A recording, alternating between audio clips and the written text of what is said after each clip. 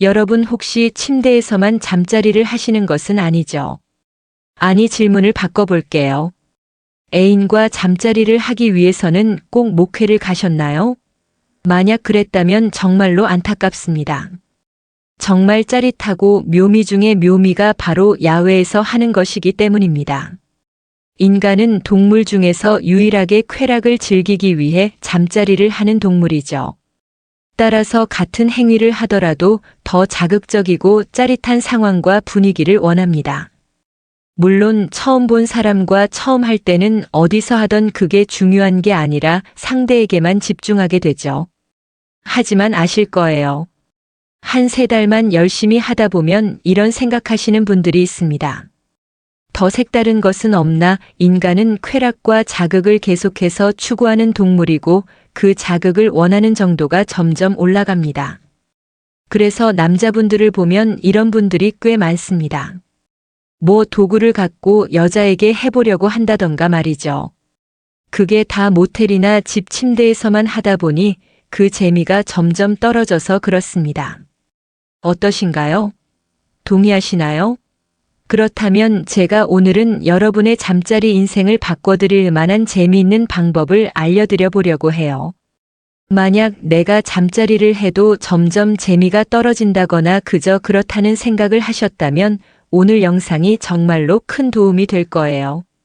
그럼 바로 시작해 볼게요. 여자고 남자고 가장 흥분되는 야외 장소 공중화장실에서 하라고. 네, 맞습니다.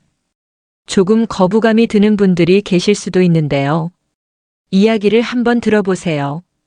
물론 취향에 따라 좋아하는 분이 있을 수도 있고 싫어하는 분이 있을 수도 있는데 저의 경험담을 들려드릴 테니 제 이야기를 듣고 만약 한번 그래 보고 싶다는 생각이 들면 아마 정말로 만족하실 거예요.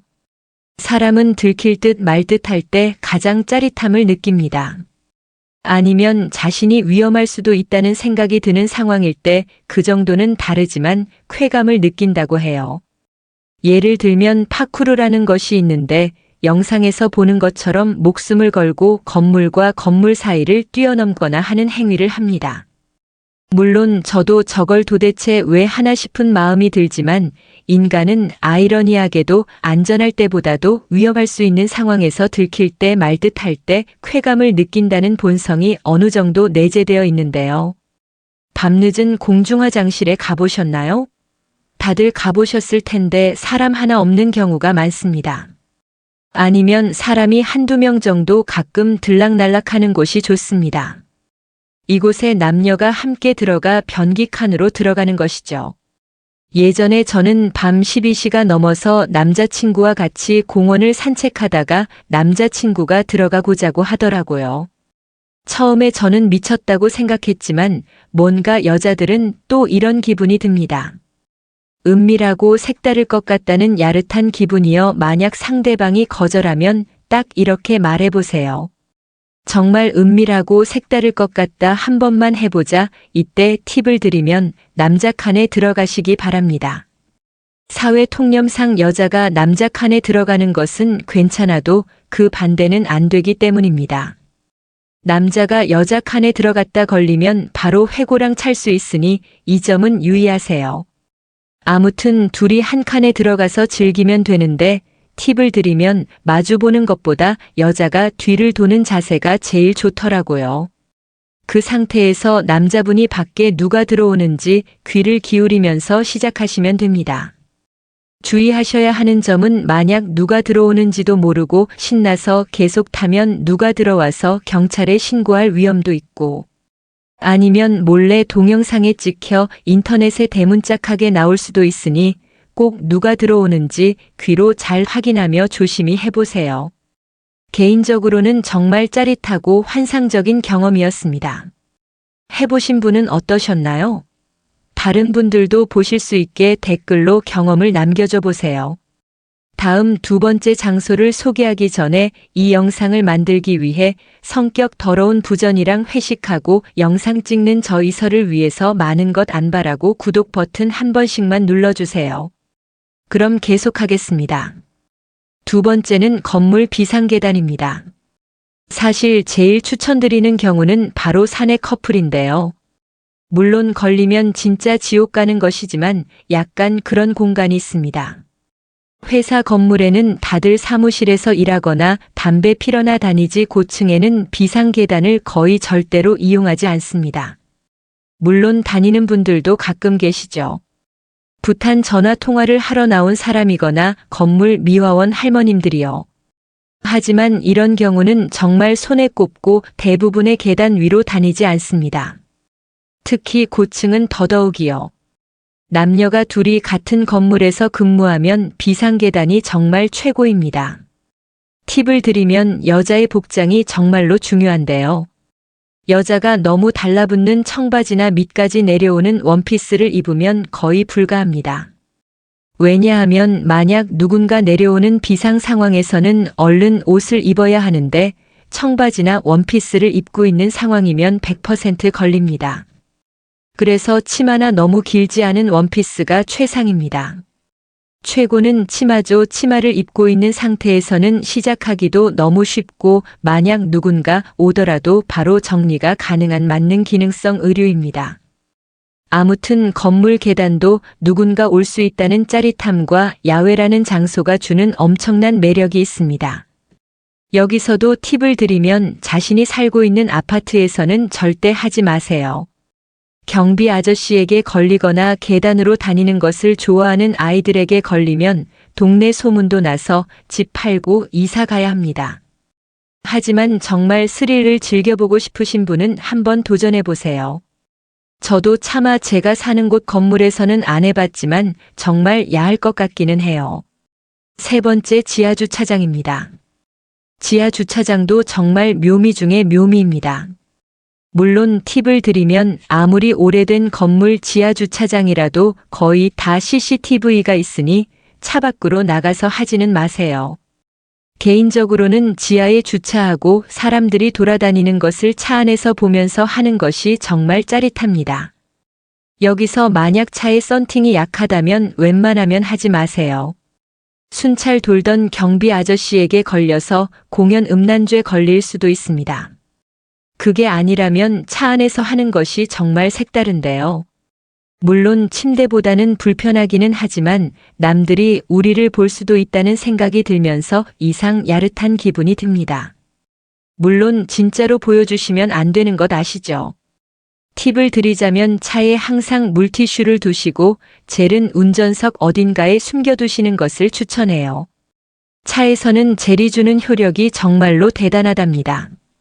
아무튼 요즘 뭔가 커플 사이에 잠자리도 시원치 않고 자극이 예전만 못해서 막 재미가 없다는 생각이 드시거나 흥분이 덜 된다 싶으신 분들이 계실 것입니다.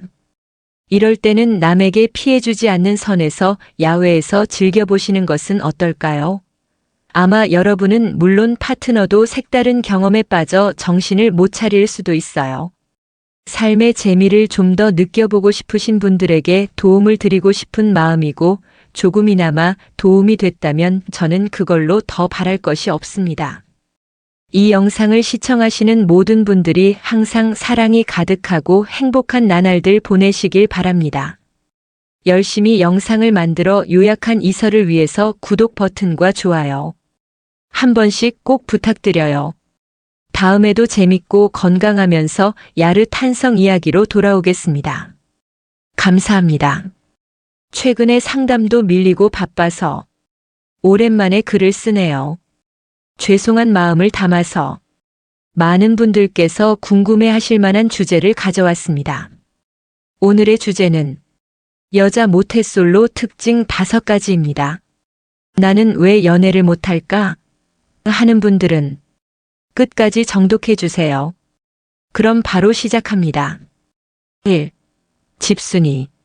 밖에 나가는 건 귀찮아. 집이 최고. 동성 친구들과 교류도 원활하게 하고 학교, 직장 내에서 평판도 좋은 당신. 고된 하루 일과를 마치고 집에서 뒹굴뒹굴하는 게 너무 편하지 않나요? 가끔 친구들하고 카페 가서 수다도 떨고 가벼운 술자리도 갖지만 남자를 만나는 시간보다 집에서 혼자 쉬는 시간이 좋은 게 아닐까요? 에이, 자만추. 기다리지 말고 다가가 보세요. 자만추는 자유로운 만남 추구라는 뜻이에요.